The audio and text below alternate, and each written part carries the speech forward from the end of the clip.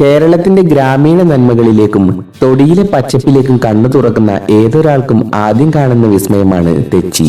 വെറുമൊരു പൂച്ചെടി എന്നതിലുപരി നമ്മുടെ സംസ്കാരത്തോടും പ്രകൃതിയോടും ഇത്രമേൽ ഇഴുകിച്ചേർന്ന മറ്റൊരു സസ്യം വേറെയുണ്ടോ എന്ന് സംശയമാണ്.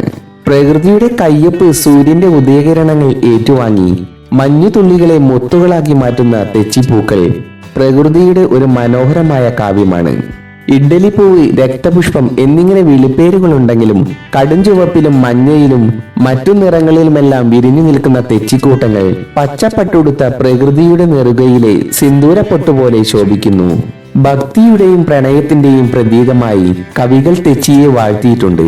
ക്ഷേത്രമുറ്റങ്ങളിൽ, പ്രത്യേകിച്ച് ഭഗവതികാവുകളിൽ ദേവിക്ക് പ്രിയപ്പെട്ട അർച്ചനാ പുഷ്പമായി തെച്ചി വിരാജിക്കുന്നു.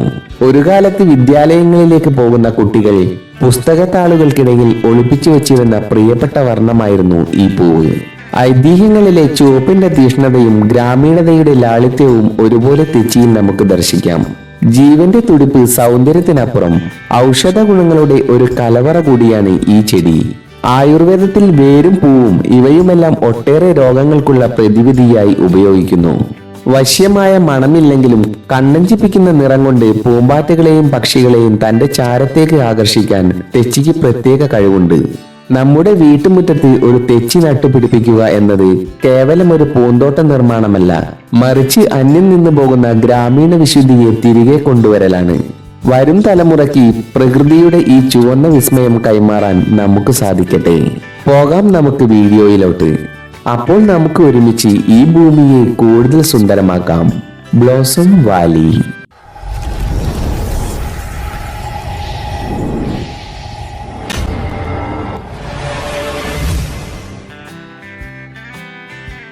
ഹായ് ഫ്രണ്ട്സ്, ഇന്ന് നമ്മൾ പരിചയപ്പെടുന്നത് കേരളത്തിലെ വീട്ടുമുറ്റങ്ങളിൽ ഒഴിച്ചുകൂടാനാവാത്ത ഒന്നായ തെച്ചി അഥവാ ഇക്സോറ പ്ലാന്റ് ആണ്. വളരെ എളുപ്പത്തിൽ വളർത്തിയെടുക്കാൻ പറ്റിയ പല വെറൈറ്റി കളറുകളിൽ കണ്ടുവരുന്ന ഒരു പ്ലാന്റ് ആണിത്. എന്നാൽ ഇതിന്റെ എല്ലാ കളറുകളും നമുക്ക് ഒരുമിച്ച് കിട്ടണമെന്നില്ല. ഇതിന്റെ 12 വെറൈറ്റി കളറുകളുടെ ഒരു കോംബോ ഓഫറാണ് നമ്മൾ തരുന്നത്. ഏത് കാലാവസ്ഥയിലും നന്നായി വളരുകയും പൂക്കൾ തരുന്നതുമായ ഒരു പ്ലാന്റ് ആണിത്. ഈ 12 എണ്ണത്തിനും കൂടി കൊറിയർ ചാർജ് ഇല്ലാതെ 799 രൂപയാണ് വരുന്നത്.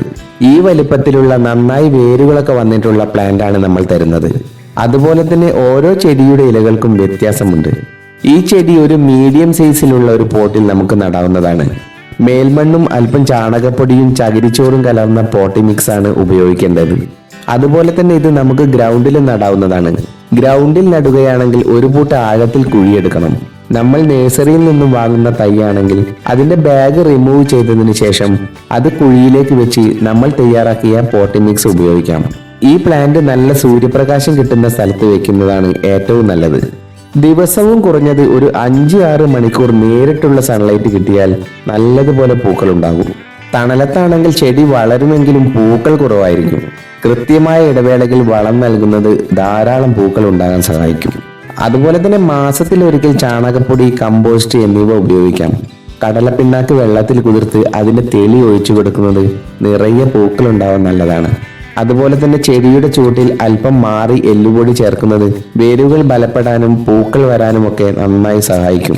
ഈ പ്ലാന്റിന് ദിവസവും നല്ലതുപോലെ നനച്ചു കൊടുക്കണം. എന്നാൽ പോട്ടിൽ വെള്ളം കെട്ടി നിൽക്കാൻ പാടില്ല കേട്ടോ.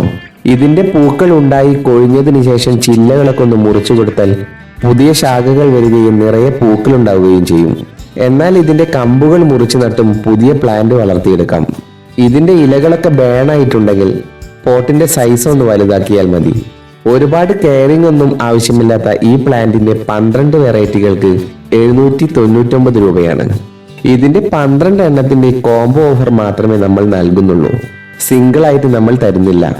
അപ്പോൾ ഈ കോംബോ ഓഫർ മിസ് ചെയ്യേണ്ട. ഓർഡർ ചെയ്യുന്നവർ ഒരു കാര്യം പ്രത്യേകം ശ്രദ്ധിക്കുക. എല്ലാ വീഡിയോയിലും പറയുന്നത് പോലെ അൺബോക്സ് ചെയ്യുന്ന സമയത്ത് ഒരു വീഡിയോ എടുത്തു വെക്കുക. ചെടിക്ക് എന്തെങ്കിലും ഡാമേജ് ഉണ്ടെങ്കിൽ അത് റീപ്ലേസ് ചെയ്തു തരുന്നതായിരിക്കും. അപ്പോൾ പുതിയൊരു വീഡിയോയുമായി വരാം. ബൈ.